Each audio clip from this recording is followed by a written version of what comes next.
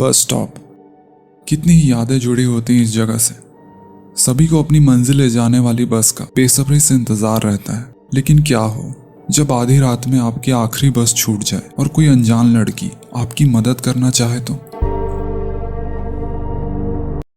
यह कहानी है लीजा नाम की एक लड़की की। लीजा सुनसान बस स्टॉप पर अकेली बैठी थी और चांद गहरे काले आकाश में दिखाई दे रहा था। रात के 2 बजे थे और रात की ठंडी खामोशी में केवल झिंगोरों की दूर की आवाज गूंज रही थी। लीजा को कभी इतना अकेलापन महसूस नहीं हुआ था और उसे ऐसा एहसास हो रहा था कि कुछ गलत ना हो। वह घर जाने ही वाली थी, लेकिन उसकी आखिरी बस छूट गई और अगली बस घंटों तक नहीं आई। उसने अपने फ़ोन से खुद का ध्यान भटकाने की कोशिश की। सोशल मीडिया पर बेवजह स्क्रॉल करने की वजह से उसकी बैटरी ख़त्म हो गई और उसके पास चिंताजनक विचारों के अलावा कुछ नहीं बचा था। जैसे ही लीजा ने खाली सड़क पर झांका, हलचल की एक झलक उसकी नज़र में आ गई। मंद रोशनी सड़क के आखिरी छोर पर छाया से एक आकृति निकलती हुई दिखाई दी। वह एक लड़की थी जो लीजा से बड़ी नहीं थी।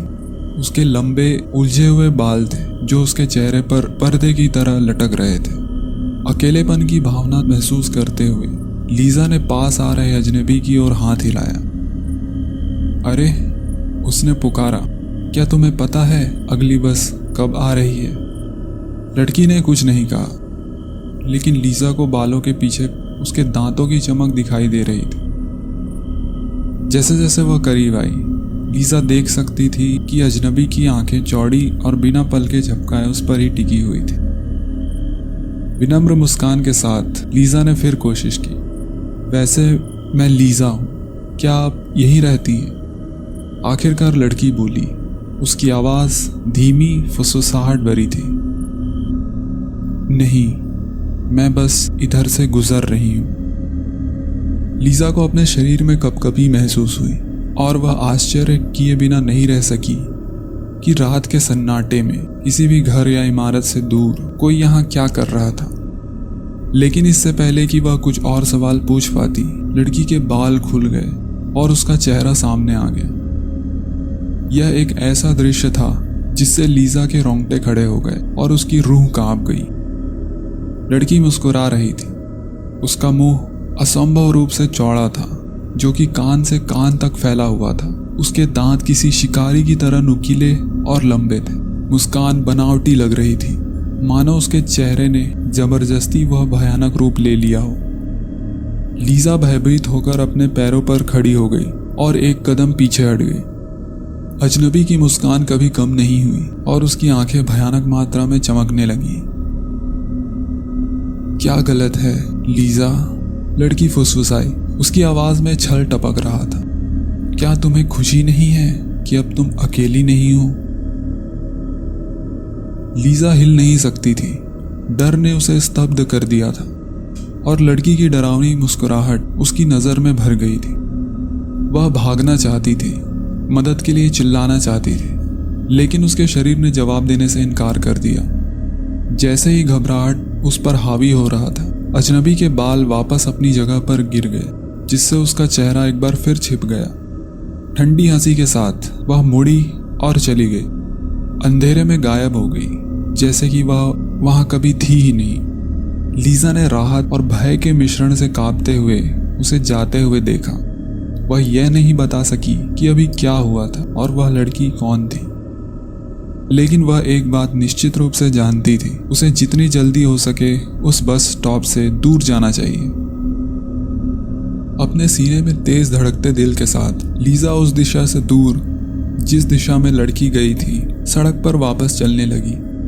वह जानती थी कि वह अब बस स्टॉप पर नहीं रुक सकती और उसके पास कोई दुकान या कोई सुरक्षित जगह मिलने की उम्मीद नहीं थी जहां वह सुबह तक का इंतजार कर सके। लेकिन जैसे जैसे वह चलती रही, उस भूतिया लड़की के देखे जाने का डर उसके साथ साथ चलता रहा। हर छाया छुपी हुई प्रतीत होती थी और हवा में पत्तियों की हर सरसराहट के साथ लीजा के दिल की धड़कन तेज हो रही थी। काफी समय भटकने के बाद लीजा को एक छोटा सा जनरल स्टोर मिला, जो अभी भी खुला था। उस स्टोर की मंद टिमटिमाती रोशनी लीजा के लिए उस बाहर के अंधेरे में उम्मीद की किरण जैसी दिखाई दी। अंदर दुकान खाली था, केवल एक सोया हुआ कैशियर था जिसने लीजा को प्रवेश करते ही काउंटर के पीछे से देख लिया था। वह घबराई हुई लग रही थी। यह सोचकर कैशियर ने पूछा, सब कुछ ठीक है मिस? लीजा एक पल के लिए झिझकी।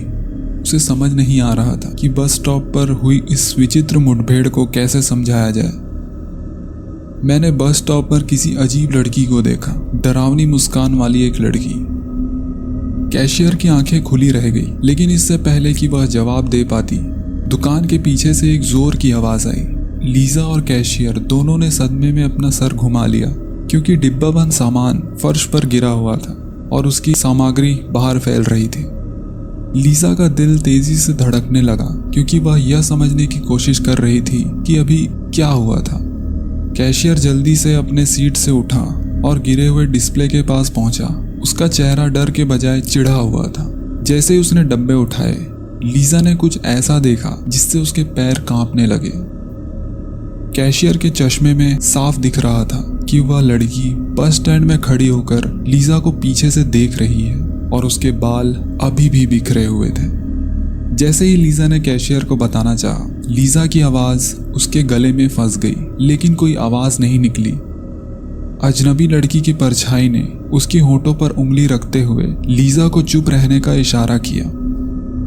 कैशियर ने पलट कर देखा और महसूस किया कि कुछ गड़बड़ है, लेकिन जैसे ही उसने उस भयानक लड़की को टेढ़ी मुस्कान के साथ देखा तो उसकी आंखें दहशत से फैल गई।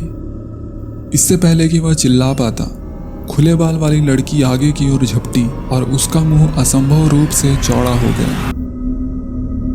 कैशियर हमेशा के लिए खामोश हो गया। खून जमा देने वाली चीख से दुकान गूंज उठी। लीजा ने भयभीत होकर देखा कि लड़की के दांत कैशियर के गले में धंस गए और देखते ही देखते भयानक रूप से उसका गला फट गया। अपनी आंखें हटाने में असमर्थ लीजा को अंततः अपनी आवाज मिल गई। लीजा मुड़ी और बाहर की ओर चली गई। उसका दिल उसके सीने में जोर से धड़क रहा था। वह अपने पीछे लड़की की हंसी सुन सकती थी, एक ऐसी ध्वनि जिसे सुनकर किसी का भी दिल दहल सकता था। जैसे ही वह रात की ठंडी हवा में दुकान से बाहर निकली, लीजा को एहसास हुआ कि उसे पता नहीं था कि कहाँ जाना है। टेढ़ी मुस्कान वाली लड़की अभी भी उसके पीछे थी और मदद के लिए आसपास कोई नहीं था। उसे सुरक्षा खोजने की जरूरत थी, लेकिन घबराहट ने उसके निर्णय को धुंधला कर दिया। हताश और भयभीत लीजा खाली सड़कों पर भाग गई। उसके कदमों की आवाज रात के सन्नाटे में गूंज रही थी। वह जानती थी कि वह लंबे समय तक लड़की से आगे नहीं रह सकती, लेकिन उसे कोशिश करनी होगी। उसने एक कोने में चक्कर लगाया और खुद को एक सकरी गली में पाया जहां से बाहर निकलने का कोई रास्ता नहीं था। यह एक मृत अंत था। लीजा ने मुड़कर देखा तो लड़की टेढ़ी मेढ़ी मुस्कान के साथ धीरे धीरे उसकी ओर बढ़ रही थी।